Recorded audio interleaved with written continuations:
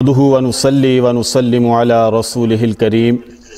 اما بعد فاعوذ بالله من الشيطان الرجيم بسم الله الرحمن الرحيم ما يلفظ من قول إلا لديه رقيب عتيد صدق الله مولانا العظيم وبلغنا رسوله النبي الكريم الأمين قال الله تبارك وتعالى في شان حبيبه صلى الله تعالى عليه وسلم ان اللہ وملائکتہ یصلون علی النبی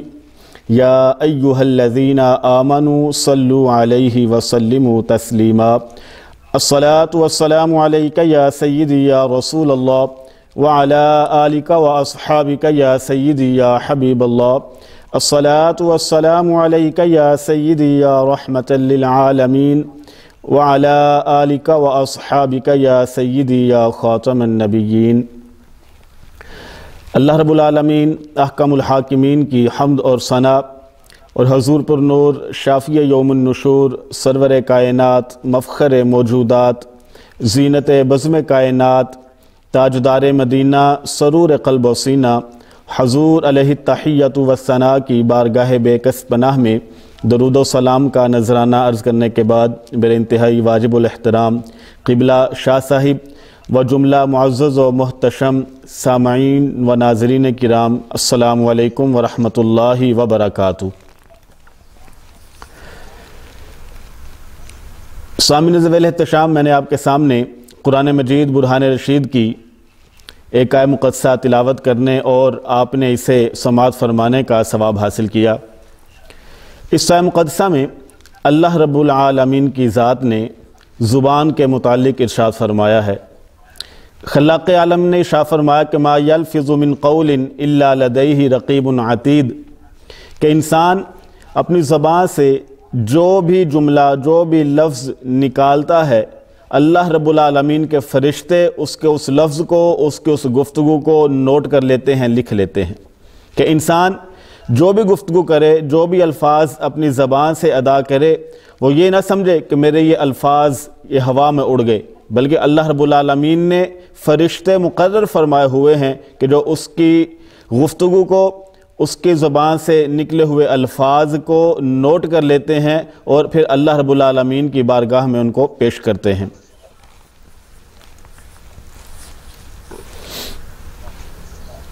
ماشاءاللہ جی، ماشاءاللہ ماشاءاللہ ماشاءاللہ، سبحان اللہ جی، سبحان اللہ۔ حضور السلام علیکم ورحمۃ اللہ وبرکاتہ۔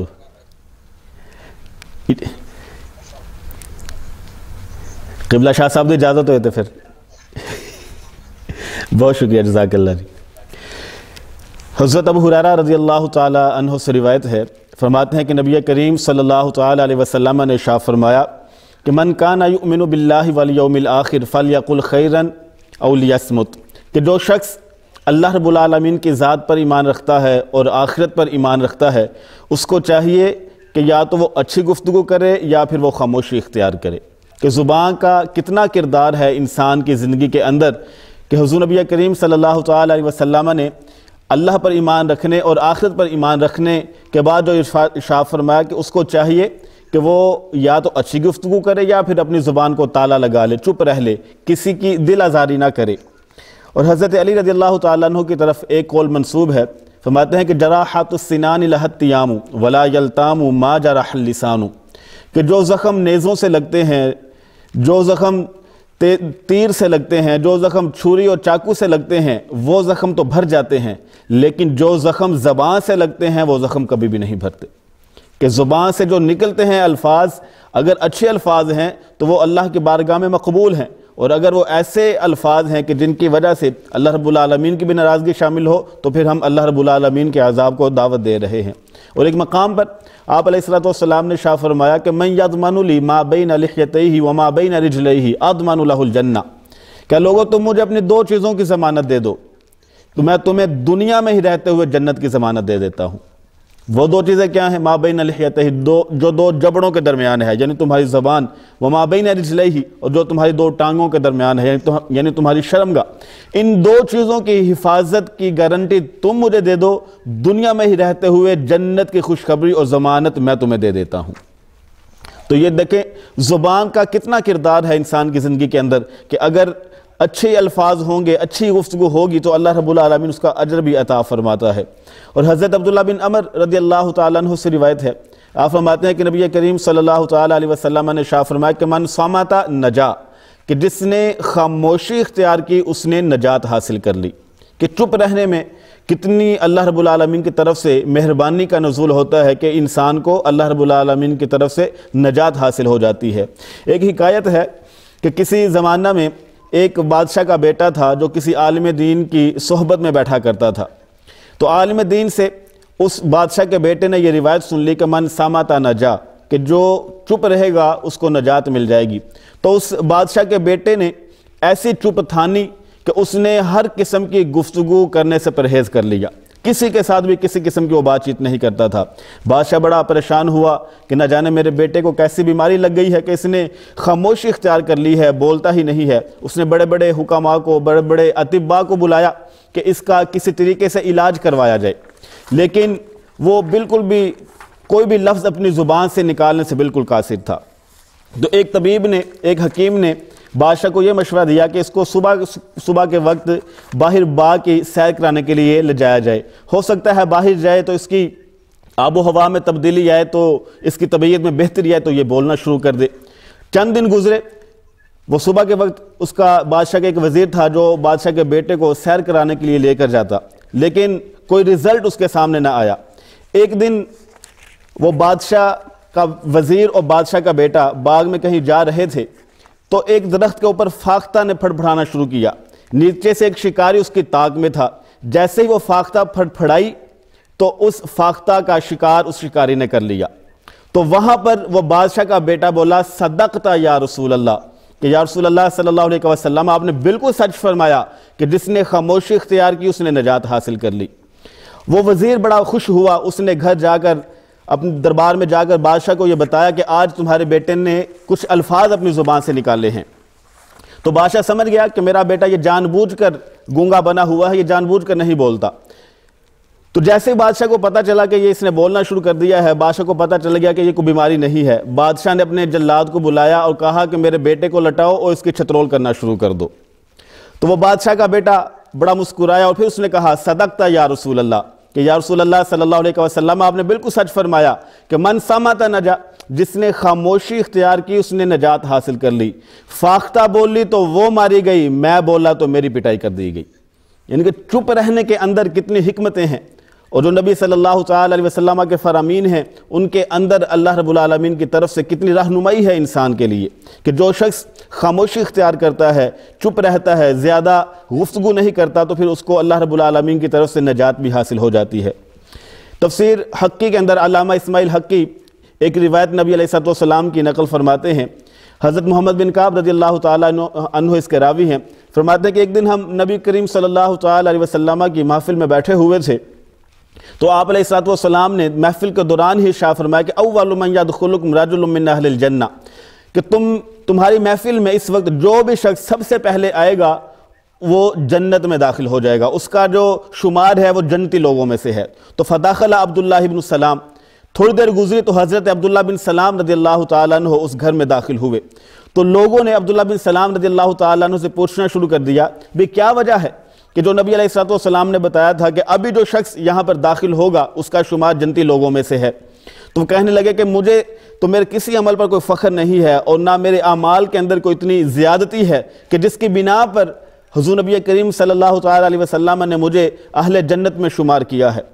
ہاں پھر وہ کہنے لگے کہ ہاں ایک عمل ایسا ہے کہ ہو سکتا ہے اس بنا پر آپ علیہ السلام نے ایسا فرمایا ہو کہ ایک تو میں سلامت الصدر ہوں کہ میرے دل کے اندر کسی کے بارے بغض نہیں ہے، اور دوسرا یہ ہے کہ میں بغیر مقصد کے کوئی گفتگو نہیں کرتا، کہ جو بغیر مقصد کے بلا وجہ کوئی گفتگو نہیں کرتا تو حضور نبی کریم صلی اللہ تعالیٰ علیہ وسلم اس کا شمار جنتی لوگوں میں فرما رہے ہیں۔ تو یہ دوستان محترم خاموش رہنے کی اور اچھی گفتگو کرنے کا نتیجہ ہے کہ جو شخص اچھی گفتگو اختیار کرتا ہے پھر اللہ رب العالمین اس کے اوپر اپنی رحمتوں کا بھی نزول فرماتا ہے۔ بخاری شریف کے اندر حدیث پاک ہے، زبان کے کئی آفتیں ہیں جن میں سے ایک آفت یہ بھی ہے کہ انسان فحش گوئی کرے، گالی گلوچ کرے، تو اس چیز سے انسان کو محفوظ رکھنا چاہیے خود کو۔ بخاری شریف کے اندر حدیث پاک ہے جس کے راوی حضرت عبداللہ رضی اللہ تعالیٰ عنہ ہیں، فرماتے ہیں کہ قال رسول اللہ صلی اللہ علیہ وسلم کہ نبی کریم صلی اللہ تعالی علیہ وسلم نے ارشاد فرمایا کہ سباب المسلم فسوق، کہ مسلمان کو گالی دینا یہ فسق ہے، کہ کتنا بڑا جرم ہے کہ کوئی شخص اپنے کسی مسلمان بھائی کو گالی دے، تو گالی دینا اس کو نبی کریم صلی اللہ تعالی علیہ وسلم نے ارشاد فرمایا کہ یہ فسق کا کام ہے، اور فسق یہ گناہ کبیرہ میں اس کا شمار ہوتا ہے۔ تو کسی کو گالی دینا، اپنے مسلمان بھائی کو برا بھلا کہنا، اس کو نبی کریم صلی اللہ تعالی علیہ وسلم نے فسق قرار دیا ہے۔ اور صحیح ابن حبان کے اندر ایک روایت موجود ہے جس کے راوی حضرت ابو ہریرہ رضی اللہ تعالی عنہ ہیں، فرماتے ہیں کہ نبی کریم صلی اللہ تعالی علیہ وسلم نے ارشاد فرمایا کہ ایاکم والفحش، کہ فحش چیزوں سے، فحش گفتگو سے اپنے آپ کو محفوظ رکھو۔ فإن اللہ لا يحب الفاحش والمتفحش، کہ اللہ رب العالمین فحش گوئی کرنے والے کو کبھی بھی پسند نہیں فرماتا، کہ اللہ رب العالمین کی بارگاہ میں وہ شخص مردود ہے، ناپسندیدہ ہے، مبغوض ترین ہے وہ شخص کہ جو فحش گوئی کرتا ہے، بد کلامی کرتا ہے، بد زبانی کرتا ہے۔ تو یہ نبی کریم صلی اللہ تعالی علیہ وسلم کے فرامین ہمارے لیے مشعل راہ ہیں کہ ان کے اوپر عمل کرتے ہوئے اگر ہم اپنی زندگیاں گزاریں گے تو ہماری زندگی بھی بہتر ہو جائے گی اور ہماری آخرت جو ہے وہ بھی بہتر ہو جائے گی۔ تو یہ زبان کی آفتوں میں سے ایک آفت یہ بھی ہے، اور زبان کی آفتوں میں سے ایک آفت یہ ہے کہ انسان کا جو مزاج ہے وہ لعنت کرنے کا مزاج بن جاتا ہے، کہ کسی کو لعنت کرنے سے بھی اللہ رب العالمین نے بھی منع فرمایا ہے اور حضور نبی کریم صلی اللہ تعالی علیہ وسلم نے بھی منع فرمایا ہے۔ کسی شخص کے اوپر بھی لعنت نہیں کرنی چاہیے الا یہ کہ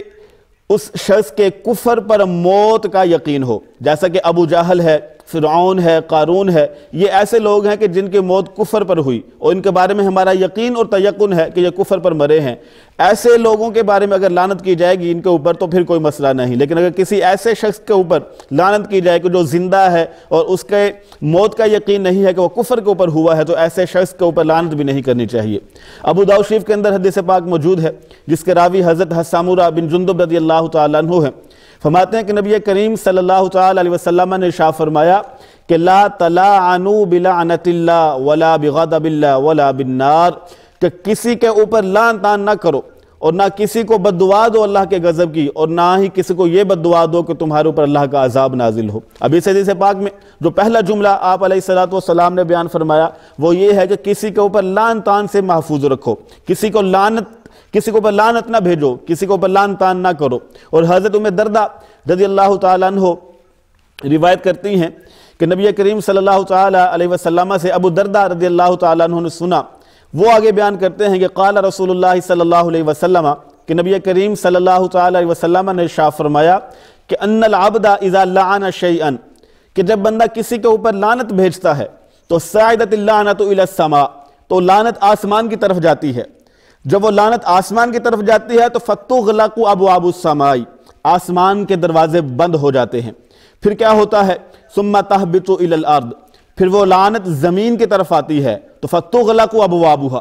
پھر زمین کے دروازے بھی اللہ رب العالمین بند فرما دیتا ہے۔ ثم تأخذ یمینا وشمالا، پھر وہ لعنت کبھی دائیں جاتی ہے کبھی بائیں جاتی ہے۔ فاذا لم تجد مساغا،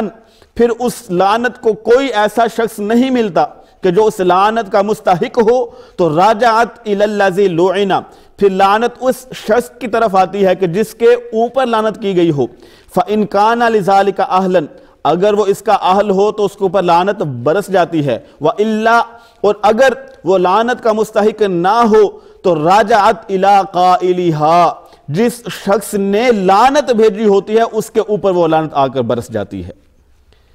کہ یہ کسی کے اوپر لعنت کرنے کا کتنا عذاب ہے کہ اللہ رب العالمین نہ آسمان اس لعنت کو قبول کرتا ہے، نہ زمین اس کو قبول کرتی ہے، نہ دائیں بائیں کی چیزیں اس لعنت کو لینے کا اقرار کرتی ہیں، اور پھر وہ لعنت اس شخص کی طرف بالآخر لوٹ آتی ہے کہ جس شخص نے کسی کے اوپر لعنت بھیجی ہو۔ تو اس لیے احتیاط کرنی چاہیے اپنی زبانوں کے اندر کہ کبھی بھی کوئی ایسا لفظ، کوئی ایسا جملہ زبان سے ادا نہ ہو جائے کہ جس کی بنا پر اللہ رب العالمین کی پکڑ میں ہم آ جائیں۔ ایسے ہی زبان کے آداب میں سے ایک ادب یہ بھی ہے کہ انسان خود کو کسی کا مذاق اڑانے سے محفوظ رکھے۔ خلاق عالم قرآن مجید میں ارشاد فرماتا ہے کہ یا ایھا الذین آمنوا لا یسخر قوم من قوم، کہ اے ایمان والو کوئی قوم کسی دوسری قوم کا مذاق مت اڑائے۔ عسیٰ ان یکونوا خیرا منہم، ہو سکتا ہے کہ جن کا تم مذاق اڑا رہے ہو وہ تم سے کئی درجہ بہتر ہوں۔ ولا نساء من نساء، اور نہ عورتوں کا مذاق اڑائیں، عسى ان يكن خيرا منهن، ہو سکتا ہے کہ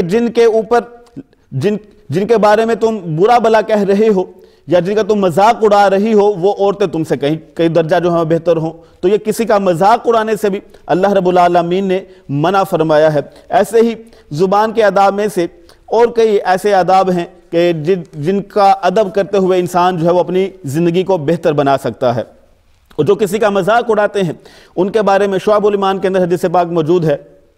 کہ نبی کریم صلی اللہ تعالی علیہ وسلم ارشاد فرماتے ہیں کہ جو شخص کسی کا مذاق اڑاتا ہے